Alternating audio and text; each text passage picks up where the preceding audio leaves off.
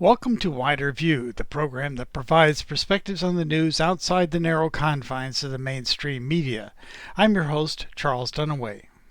I'm delighted to have as my guest again today, Catherine Shakdam. Catherine is a geopolitical analyst and commentator for the Middle East with a special focus on Yemen and the Gulf countries. First of all, Catherine, you've just taken a new position at the Next Century Foundation. Maybe you can tell us a little bit about the foundation and what your role is there. Sure. So the Next Century Foundation is essentially a peace building organization. So we are a think tank, but we're particularly interested in curating good and healthy relationship in between different actors in the Middle East.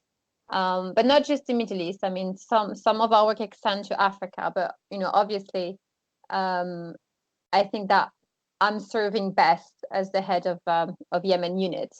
So we have launched a peace initiative recently, and what we're trying to do. So because people tend to get a little bit confused when I say peace initiative, they just assume that we have those ambitions, thinking that we can actually broker peace, in Yemen and actually bring everybody to the table. This is not what we're trying to do. What we're trying to do is actually act as soundboard to all the different local and regional actors.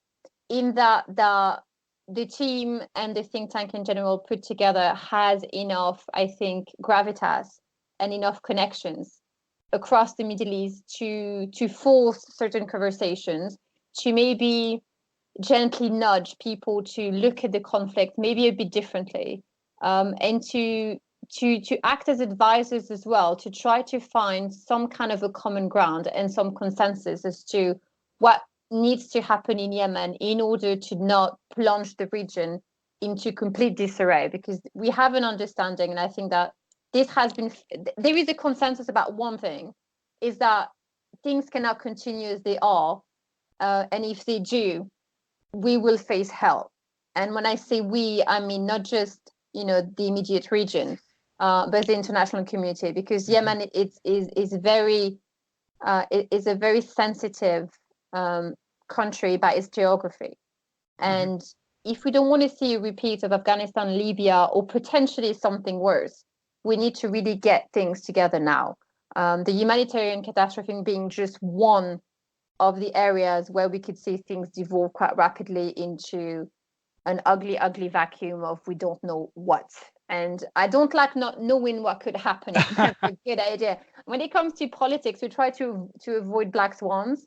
And I think that Yemen is fast becoming one. We don't want to get suddenly blindsided and then say, oops, we didn't see that one coming. So this is what we're trying to do. We're trying to reassess the situation differently, in that we're trying to look at Yemen not from who's right, who's wrong perspective, but rather how could we make sure that all the parties get something, and that the people are offered a good future. Because essentially this is what we want to do. We want to be there for the Yemenis, not so much for the political parties or the various factions involved in this war. We want Yemen to get a chance at being reconstructed, and people getting out of poverty and away from the humanitarian crisis they're facing right now. This is our view, because we don't want to be political. We don't want to defend one party or the other. We just want Yemen to be offered the chance to decide what it wants for its future. I want to get back to that a little bit later, but certainly Yemen is in the news. And, of course, the latest thing is this bombing of a Saudi Aramco facility that's in the empty quarter of Saudi Arabia. So we have the rebels in Yemen saying that they are responsible. We have U.S. saying that Iran is responsible, and of course Iran says it's not responsible. What's your take on this particular event and what is going on? It's a very good question. Okay, so I'm going to say this, and I need to back up a little bit. If you recall, this is not the first time that the Houthis have claimed an attack on Saudi Arabia, or even on the Emirates, for that matter.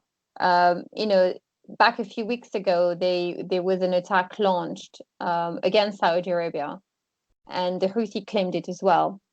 And there were rumors that this attack actually came from Iraq, from one of the PMU bases in Iraq. And as you know, the PMU has supported the Houthi, if not directly, at least ideologically.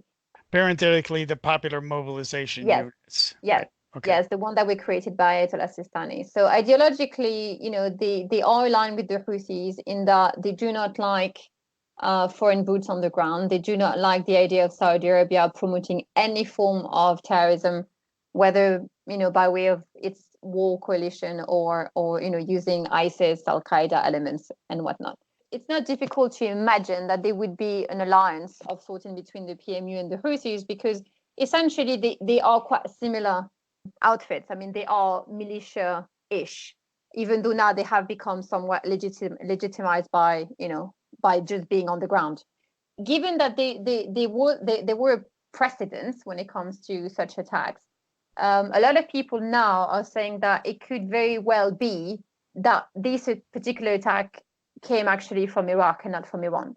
Now, some other people have argued that it came from Iran, but that it came from Iran without the direct knowledge of the regime, and that it could be that there are various factions within Iran and Iraq who are not particularly in alignment with what Tehran is doing and saying right now in terms of its foreign policy and how it wants to weigh in on Yemen conflict against Saudi Arabia. There have been different rumors, but I will say this, and I think it's of importance, is that only a few weeks ago, the Israeli conducted a series of attacks against the PMU bases. Now, you know very well that Saudi Arabia is acting as a buffer and almost a clan state to Israel. So it's interesting to see that now Israel is actually looking not at Iran so much or even Yemen, but actually looking at Iraq and the PMU in particular as its next most immediate existential threat. So I just found it interesting that there's somehow a shift a little bit. It's a possibility other players are coming into the Yemeni war theater, and maybe actors that the Saudi did not plan on coming into this right. equation.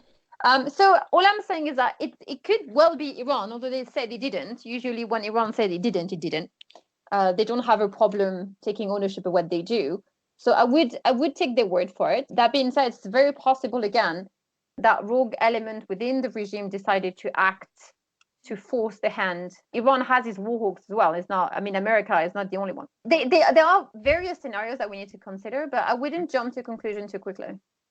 No, I heard Professor Mohammed Marandi speaking from Tehran on RT the other day, making the point that the U.S. has very major defense installations all through Iraq and certainly in the Gulf states that one would assume would have intercepted anything coming from the direction of Iran, and there were apparently Patriot missile batteries near the site of the bombing, but from whatever direction this came, it got through, which is... It's interesting, isn't it? Because, yes. I mean, bear in mind that the Saudi have literally, spent billions and billions and billions of dollars to be made safe within their borders. And Aramco is kind of like a very strategic place that they need to protect. This is a matter of national survival for them. This is their bread and butter. So the idea that a drone could actually hit and not miss is actually somewhat troubling to me. And again, we need to ask the question, it's not so much as to who fired, it's to who would benefit from either an escalation or a disintegration of Saudi Arabia's sovereignty. Because an attack on Aramco is an attack on Saudi Arabia's sovereignty and Mohammed bin Salman's direct authority, because this is an extension of his power. Without the oil, he has nothing. And there are probably quite a number of elements who would like to see his power diminished. Well, yes. I mean, again, America could be playing to the Riyadh and saying, oh, look, this could happen. You need to spend more money. Or, it could be that someone somewhere wants to weaken Saudi Arabia. Or it could be that America is actually done with Saudi Arabia and they're thinking, well, we milked you for all you got. not much left anymore. Maybe we want to make new friends in the region. Mhm. I don't know. I mean, everything is possible when it comes to Donald Trump. I mean, he's not exactly very loyal to his friendships or even to the treaty that he or his predecessor signed. Anyway, I think anything goes right now, which is very dangerous because it's very difficult to predict what's going to happen or who did what Right. under whose authority. So, And I think one of the things that our government certainly is saying is that the Yemeni group, and maybe we should stop for a moment right here, as to the nature of the group in Yemen that is doing the fighting here, because I know in the Western press we tend to call them either the Houthis or more usually the Iran-backed Houthi rebels, oh, something of that nature.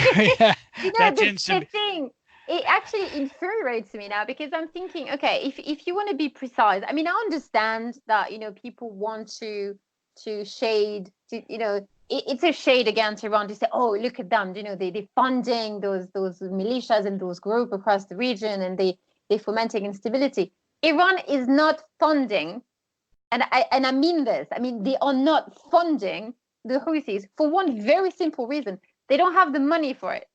They are under sanctions. They're suffering greatly within their own borders. It doesn't make any sense whatsoever for them to fund a war in Yemen or any kind of a war effort in Yemen when Yemen is not even sharing a border with them.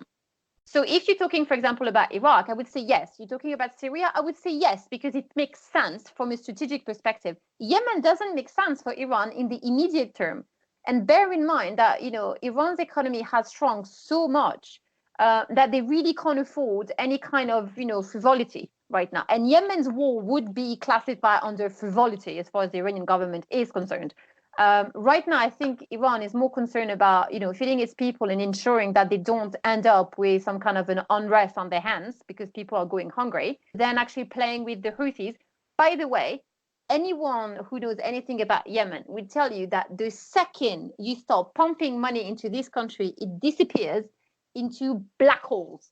And Yemen is really not an easy country to handle, even if you have good relationship with people there, because again, there's so much corruption. There's so much entanglement in between the tribe and the religious factions and the political factions and the military and so on. It's very complicated and very, very expensive. And I don't think that the Iranians have time for it. So they want to call them something, call them rebels if you want to. They're not, but you can call them that. But they're not Iran funded or Iranian backed at all.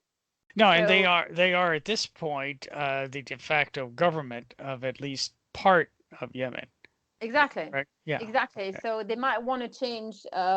They might want to change the objective that they're using. And the thing is, the Houthi are not even technically in charge of everything. It's a coalition government.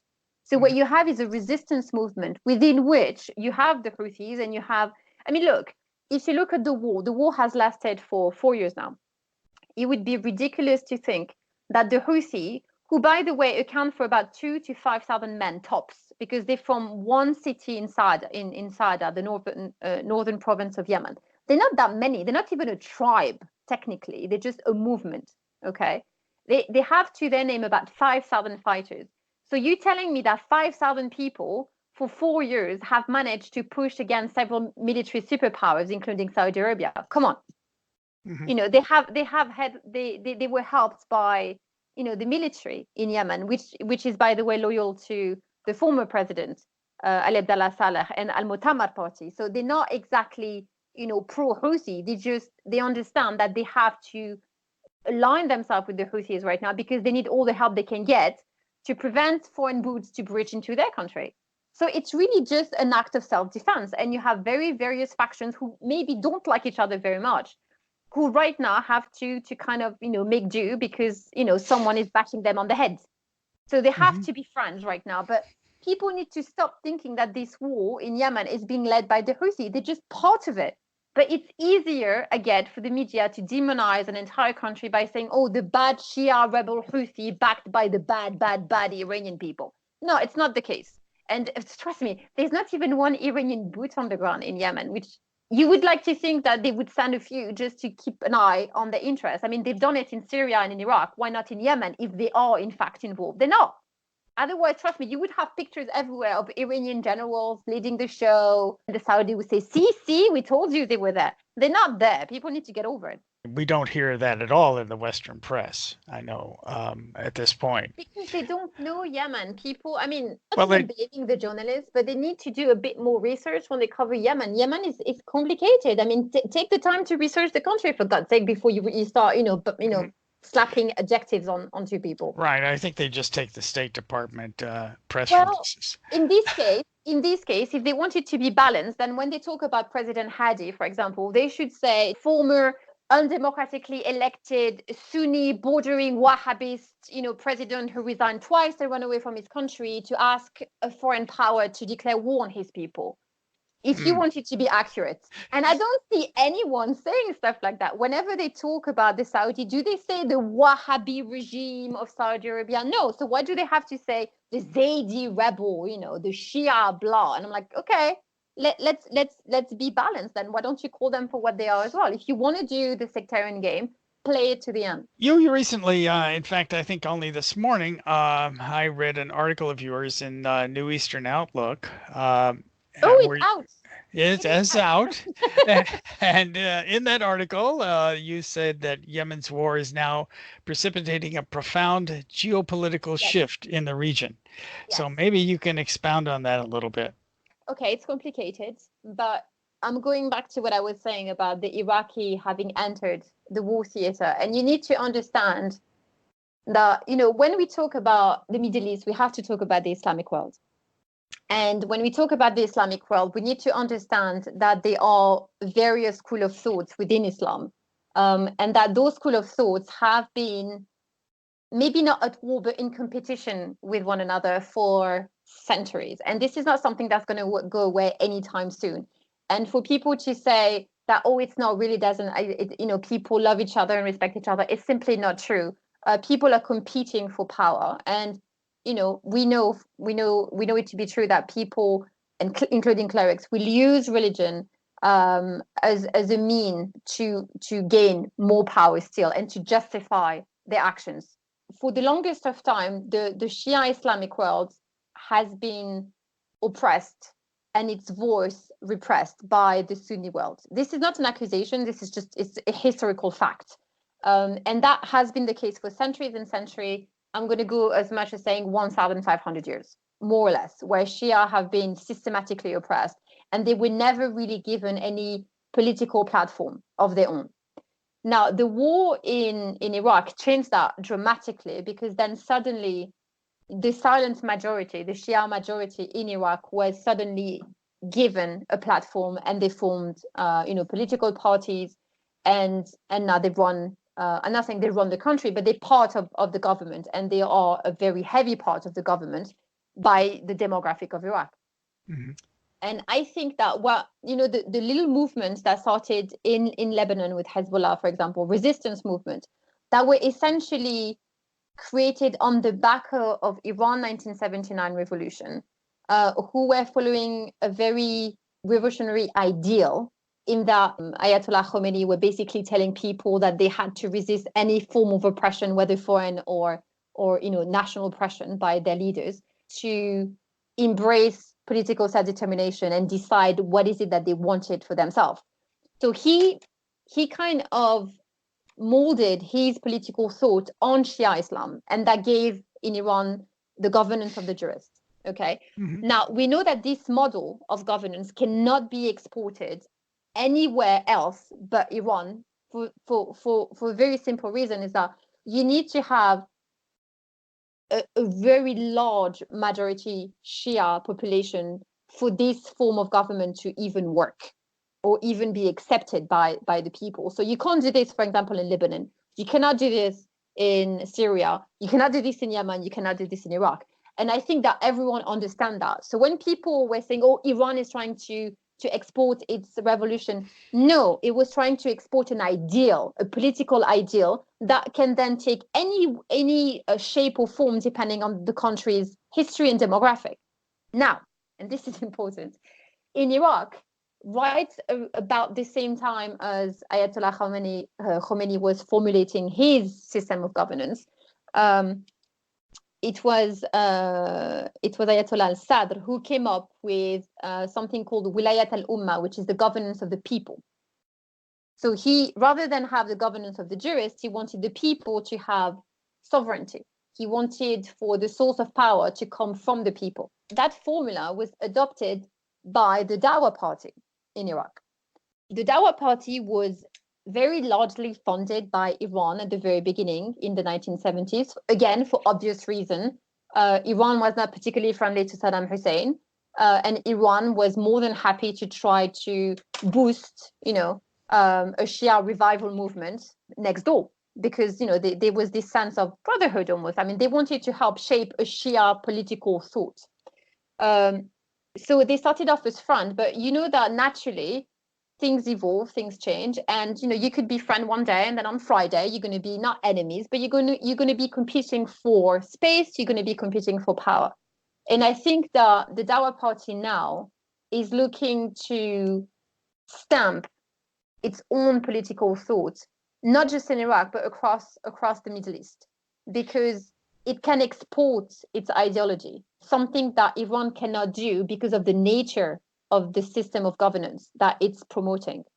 Now, you can promote, the governance of the people more easily than you can do of the jurists, because that would imply that the entire state has to be absolutely Shia. With the Wilayat al-Ummah, it's a very different formula, political formula. So that could be adapted to great many different countries in the Middle East. And I think this is why Yemen has become very important, because Yemen do not want to have an Iranian model. However, now it's paying attention to the Iraqi model, because it's thinking, okay, that we could do. And of course, as far as the Dawa party is concerned, that would be a tremendous, tremendous win. Bearing in mind as well that the Dawa party is quite close to Ayatollah Sistani camp. And I don't know if you're familiar with the way that Shia Islam is organized, but you have basically marja, which are the equivalent of the Pope. And each marja is giving his own religious jurisprudence that people may choose to abide by and follow. So it's almost an allegiance that people make to a particular cleric, saying, I'm going to follow you, and whatever religious edicts that you're gonna issue, I'm gonna listen to you and only you. Now, if you look, we have about 300 million Shia Muslim across the world, spread out everywhere. And about, I'm going to say 70% of those follow Ayatollah Sistani. They do not follow Ayatollah Khamenei. Ayatollah Khamenei is the head of state in Iran. And within Iran itself, you actually have a majority of Iranians following Ayatollah Sistani for their religious advices, as opposed to Ayatollah Khamenei.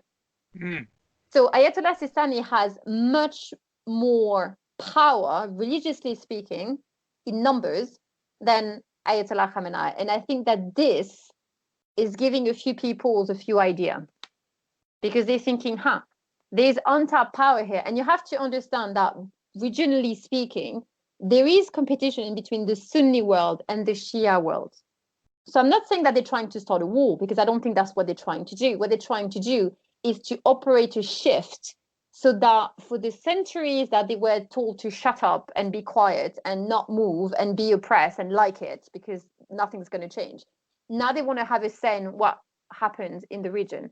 And they want to almost create a network that would immobilize the like of Saudi Arabia. Because if you look at Pakistan and India, for example, there are more Shia Muslim in India than there are Shia Muslim in Iran. And those Shia Muslim are loyal to Ayatollah Sistani, no one else. So it's interesting to see that, you have Najaf that potentially could wield maybe something like 100 million people to its name, which is not negligible. Right. Those are big numbers. So I think that we need to take this into account when we look at the way that Yemen is going, or when we look at how, allegiances are being reformed in Lebanon, in Syria, in Iraq, through the PMU. You have suddenly those little bubbles of, militias being formed here and there, and those little bubbles are coming together, and they're forming bigger bubbles. And I think, and I've actually written this years ago, that we are seeing before our eyes the formation of a pan, Arab Shia Islamic revival movement. So something similar to what we saw in the 1950s with Abdel Nasser, where it was born in Egypt but exported everywhere, out into the Middle East, and it was a very powerful movement. I think we see this being created from Najaf and not from Tehran, which is interesting again because everybody is barking at Tehran, but Tehran is not doing anything. Tehran is actually trying to stabilize the region and grow its economy. It doesn't need more territories. It doesn't need to have more political influence other than the one that you need to protect yourself in order to, prevent any potential war or, attempt to destroy your government.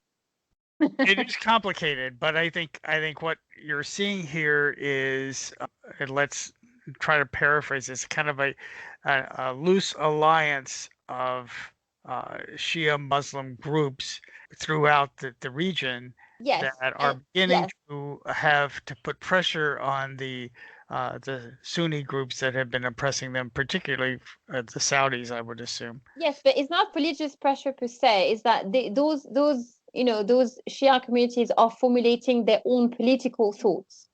So it's not it's coming from a place where they identify, as a religious oppressed minority within the Islamic world, and it's they're trying to organize. They're slowly organizing themselves as a political force in order to compete Right. against the likes of Saudi Arabia, Gulf countries and everything. And it's very interesting because you need also to bear in mind that for better or for worse, often for worse, natural resources happen to be sitting right under Shia communities across the Middle East. You look at Qatif in Saudi Arabia, this is majority Shia. And this is where the oil is. This is where Aramco is, by the way. This is what was attacked.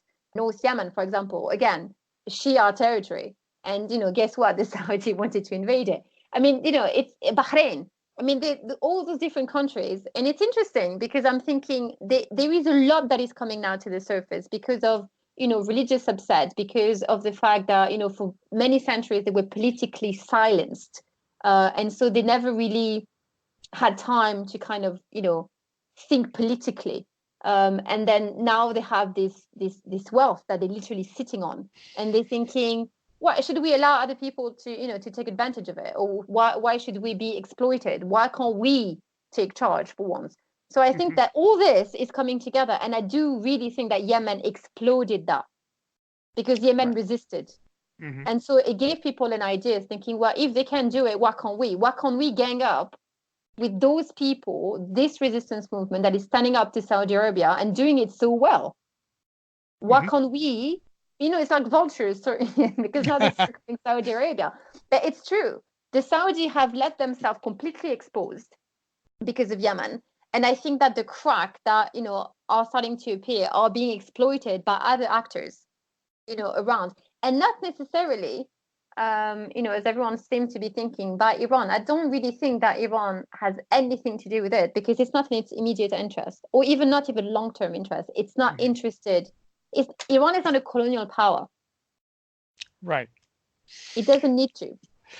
Yeah, I think the colonial power that's sticking its nose in here, I mean, other than Israel, of course, is the U.S. And I think perhaps if we would reduce the number of Western actors involved in this, we might come to some resolution a little quicker. Well, yeah, that's true. I had interesting, conversations this week with different people, and I don't think that the Saudi are stupid. I think they understand that Yemen has become a very real problem for them, but they cannot change course, and they will not change course until Washington tell them to. That's the problem. Because Saudi Arabia is owned. It's not. I don't think it has any real independent policy. Right. And that's why it's I mean, look, I'm always the first one to blame Saudi Arabia when it comes to the atrocities that they're committing. That being said, I'm not, even though they're pulling the trigger, again, decisions are not being made in Riyadh, they're being made in Washington. Right. And so I tend to think that actually the Saudi will be the next victim. I mean, they are in a way victim here as well. Mm-hmm. This is not to take away from the horrors that they're doing. Do not confuse. I'm not excusing them in any way, shape, or form. But I'm just saying that again. I think we're barking at the wrong tree, asking the Saudi to stop. They won't stop until Washington says yes, you can stop now. So I think they're stuck as well. Well, I wish we had more time to talk. We're already probably a little over the time limit. And again, I really always appreciate having you on the show. It's always a pleasure. Whenever you want, I'm always here. I'm always willing to talk. Thanks again to Catherine Shakdam for joining me this week. Because of the complex nature of this discussion, I am taking the additional step of transcribing this interview and will post it with the show notes at widerviewradio.podbean.com. So if you would like to follow along or perhaps read this later, you can do so.